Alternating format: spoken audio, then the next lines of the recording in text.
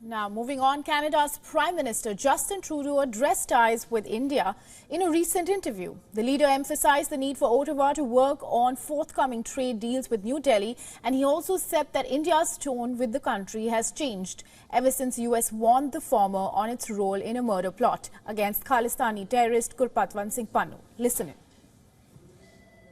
We don't want to be in a situation of having a fight with India right now over this. We want to be working on that trade deal. We want to be advancing our Indo-Pacific strategy. But it is foundational for Canada to stand up for people's rights, for people's safety, and for the rule of law. And that's what we're going to do. Since that indictment in the United States, which I'm sure you're aware of, has there been any movement from India, any willingness to cooperate with the Americans and then with us, because that's out publicly now? I think there is the beginning of an understanding that they can't bluster their way through this, and there is an openness to collaborating in a way that perhaps they were less open before. What does that mean? But it means what it is. There's an understanding that maybe just churning out attacks against Canada isn't going to make this problem go away. So something has changed since that indictment was made public? I wouldn't say it's changed, but there might be a tonal shift, perhaps. Trudeau's reaction signaled a shift months after bilateral relations with India witnessed a new low, when the leader claimed that Indian agents were involved in killing another Khalistani terrorist, Hardeep Singh Nijjar. Now, while India has refuted these allegations, the incident fueled a diplomatic row between the two nations.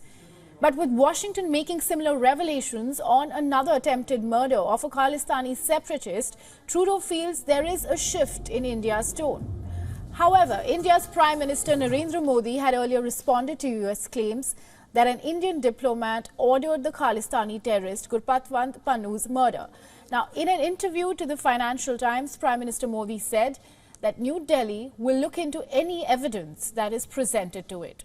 He added that the incident will not derail India-US relations, which he insisted are growing stronger. Earlier, New Delhi had set up a high-level committee to investigate the allegations which were levied by the United States. And it said that it will take necessary follow-up action.